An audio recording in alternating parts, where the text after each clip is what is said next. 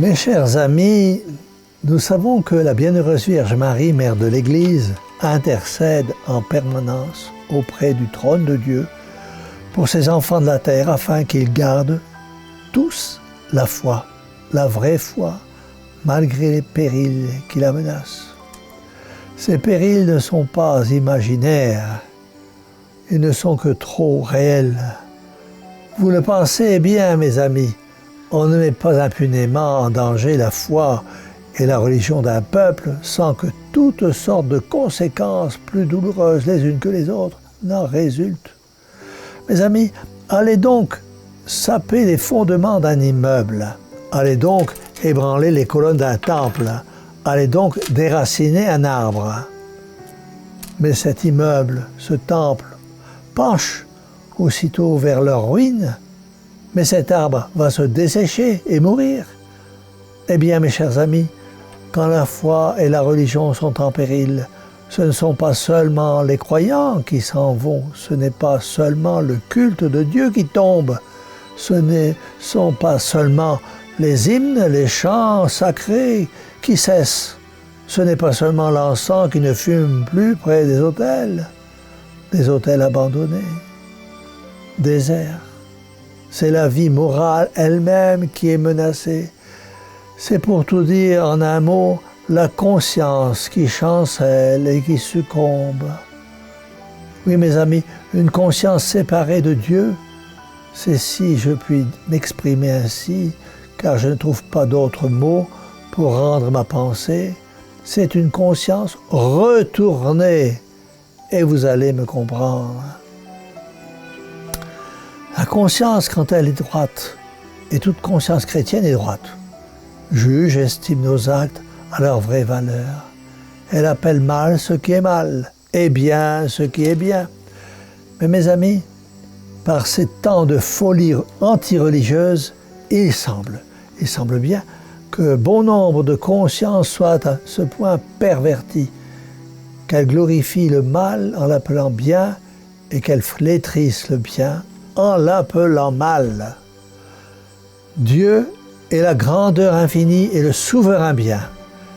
Jésus-Christ est l'amour vivant, l'amour substantiel venu descendu sur la terre. La Vierge Marie est la pureté immaculée.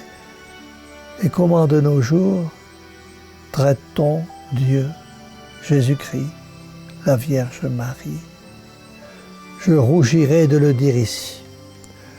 Combien d'événements, de journaux, de revues, de films, d'émissions de radio, de télévision, d'écrits ou d'émissions sur Internet, vous, le divin crucifié et sa mère très sainte, a des humiliations 100 fois, 1000 fois pires que celles de l'étable de Bethléem. Et dans notre société sceptique et incroyante, on ne s'en indigne pas.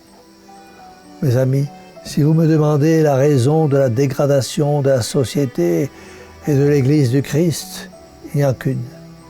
C'est que tous les coups que l'on porte à Dieu Trinité Sainte retombent sur la conscience. Elle s'en trouve plus blessée et plus meurtrie que le demi-mort agonisant sur le chemin de Jéricho. Chers amis, est-ce trop vous demander d'avoir une conscience ferme, une conscience invincible, une conscience qui ne transige pas? Je ne pense pas. Des jours sont venus où la conscience est mise à l'épreuve, et des jours viendront où elle le sera plus encore. Il faudra vous déclarer pour ou contre le Christ Sauveur. Mais votre choix est déjà fait. Et quoi qu'il arrive, vous êtes résolu à dire autour du drapeau sacré de la foi: je puis souffrir, je puis pâtir dans mes biens, dans ma liberté, je puis mourir, mais me rendre jamais. Parce que je vive ou que je meure, c'est à Jésus-Christ et à Jésus-Christ seul que j'appartiens. C'est pourquoi, plus que jamais, nous avons besoin du soutien de notre Mère du ciel et de la terre, la Vierge Immaculée. Alors tous ensemble, disons à notre Mère, Mère au cœur douloureux et immaculé, sauvez-nous, car nous sommes très malheureux. et que la bénédiction du Dieu Tout-Puissant, Père, Fils et Saint-Esprit, descende sur vous tous et y demeure à jamais. Ainsi soit-il.